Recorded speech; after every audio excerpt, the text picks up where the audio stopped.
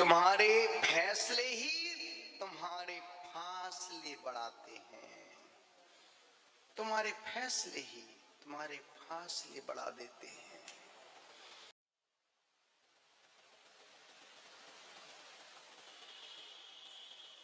दो को याद रखो, दो को भूल जाओ। मौत और परमात्मा तुम्हारे साथ में है। मौत साथ चल रही है, पैदा होती ही मौत तुम्हारे पीछे दौड़ती है।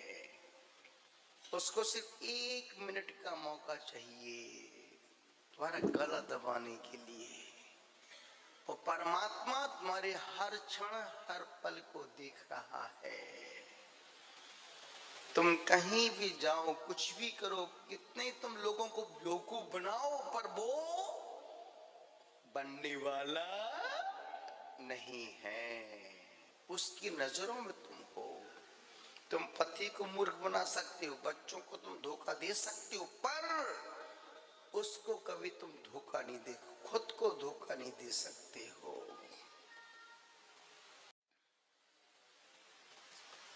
दो को याद रखो, दो को भूल जाओ। जिस पर तुमने उपकार किया है, तुम उपकार करके भूल जाओ। मैं जानता हूं मेरे संगपति अमित जी बड़जात्या, वो मेरे पास ही आ रहा था बम्बई से एयरपोर्ट, अपने घर से एयरपोर्ट जा रहा था। उस दिन उसकी गाड़ी माँ को लेके कहीं गई होगी। वो ऑटो रिक्शा से एयरपोर्ट जा रहा था। वो ऑटो रिक्शा वाला फोन पे अपनी बेटी से रो रो के बात कर रहा था। बेटी बोल रही थी, पापा आपने फीस जमा नहीं की, मुझे स्कूल के बाहर निकाल दिया, मैं सब मेरी बहुत इंसल्ट हुई, मैं बाहर खड़ी हूँ पापा, अब जल्दी आओ ना पापा, फीस जमा करो ना।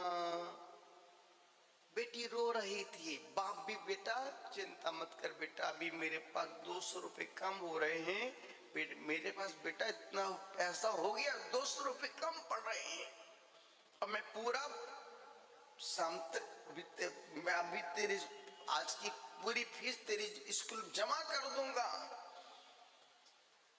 अमित सुन रहा था बातों को। वो टैक्सी वाला ड्राइवर अपनी बेटी से रो रो के बात कर रहा था।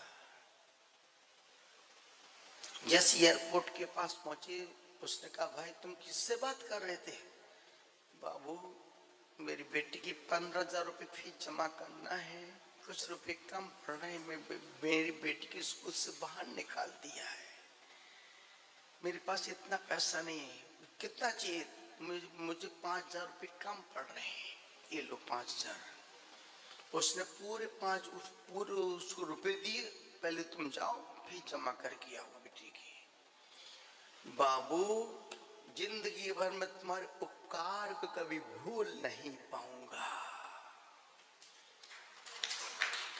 ऐसी घटनाएं, ऐसी जब कभी आप सपोज आप ट्रेन में सफर कर रहे हैं, नवीन भाई सिंह माना कि ट्रेन में जाता नहीं, फिर भी मैं भेज रहा हूं, रात दिन ट्रेन में जा रही है, या किसी अच्छी ट्रेन में जा रहे हैं, दो मित्र साथ में जा रहे हैं, और उसमें तीसरा व्यक्ति चाय लेके आता है। भाई साहब चाय, भाई साहब चाय, कप चाय पियेंगे, कॉफी? 3 कॉफी लेके आओ। वो बोलता, भैया आप 2 व्यक्ति हैं, 3 कॉफी किसकी? नहीं, 3 कॉफी लेके आओ। बंदा 3 कॉफी लेके आता है, 2 कॉफी इनको दिया, दोनों को, और 1 कॉफी सर, 1 कॉफी। बोले बेटा तुम यहीं बैठ जाओ, तुम भी कॉफी तुम मेरे साथ पियो बैठ करके। तो वो व्यक्ति बोलता, सर मैं 20 साल से चाय बेच रहा हूं, आज तक मुझे किसी यात्री ने ये नहीं कहा कि तुम भी बैठ जाओ, तुम मेरे साथ बैठ के कॉफी पियो। अब वो व्यक्ति 20 रुपए की कॉफी जिंदगी भर याद रखा, अरे यार वो यात्री आया था, उसने मुझे अपने साथ बैठ करके कॉफी, छोटी छोटी बातें आदमी आज का इतना कृपण, इतना कंजूस है, जहां उसको मोल भाव करना वहां मोल भाव नहीं करता है, जहां मोल भाव नहीं करना है वहां पर जाके मोल भाव करता है।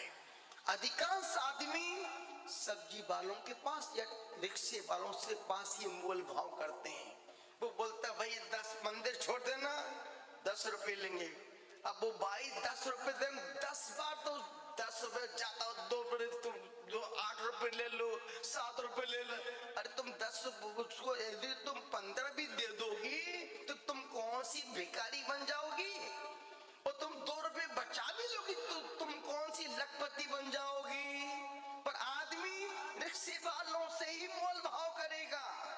आदमी सब्जी वाले की दुकान पर जाएगा, भाई टमाटर डंडे किस भाव दिए, 20 रुपए किलो, नहीं 15 रुपए किलो दे दो ना। 2-5 रुपए बचा करके हम कौन से लखपति बन जाते हैं। पर जब हम मॉल में घुसते हैं, जब मॉल में जाते वहां मोल भाव, वहां लाखों रुपए फटाफट दे दे, तो वहां 10-5 हजार कम नहीं करवाते हैं। पर सब्जी वालों के साथ और रिक्शे तांगे वालों के पास हम, जहां पर तुम 10 मांगे तो उसको 20 रुपए दे दो, वो जिंदगी भर। अरे साहब वो भाई बहुत अच्छी, 10 मांग दो, वो 20 देके चली जाती मेरे को।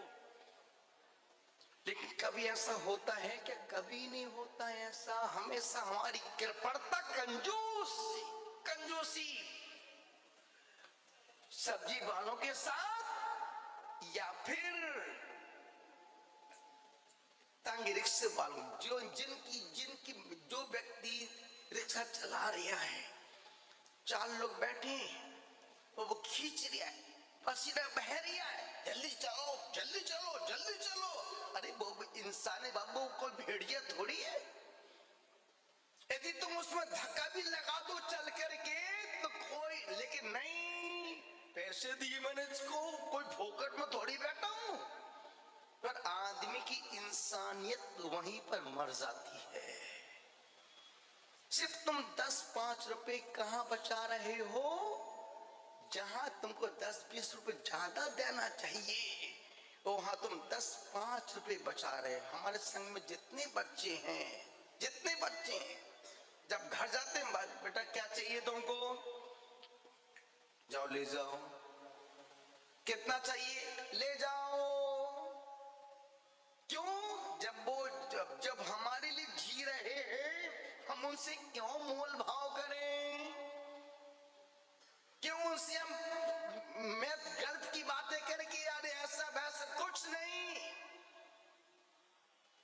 निवेदन आपसे कर रहा हूं, जहां हमको पैसा बचाना है वहां तो बचाते नहीं है, और जहां नहीं बचाना है उन गरीबों से हम 10-20 रुपए बचा करके अपने, अरे यार, और यदि तुम 2 रुपए कम भी करवा लेगी, खड़े तुम 10-20 मटर खा जाओगे झील करके।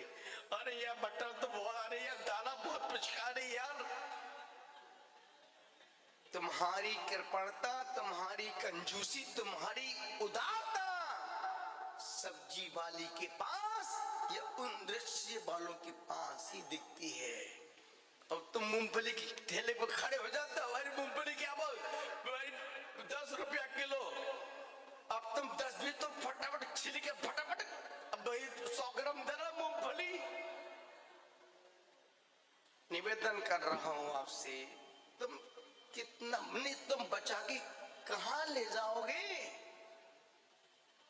कितना बचाओगे, और कितना तुम जोड़ के इकट्ठा कर लोगे। कौन से तुम्हारे उस 10-20 रुपए बचाने में तुम्हारी बेटी की शादी हो जाएगी। लेकिन आदमी वहां बचाता है जहां उसको देना चाहिए, और जहां बचाना चाहिए वहां पर। यदि आप किसी मॉल में जाते हैं और उसमें लिखा 3500 का जीन्स, आप ही नहीं बोल भाई साहब 3200 का दे दो। जो 3500 तो 3500 ही लेगा, वो 1000 रुपया कम भी नहीं करता। और सब्जी वाले के यहाँ 2 रुपए कम कर दो ना।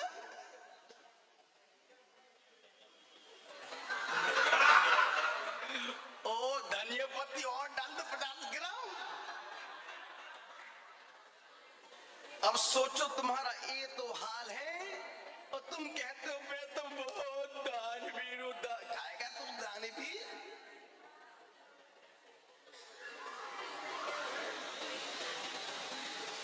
बस मां, बात समझने की है, बात जानने की है। ओ ऐसा होता है, ऐसा होता है।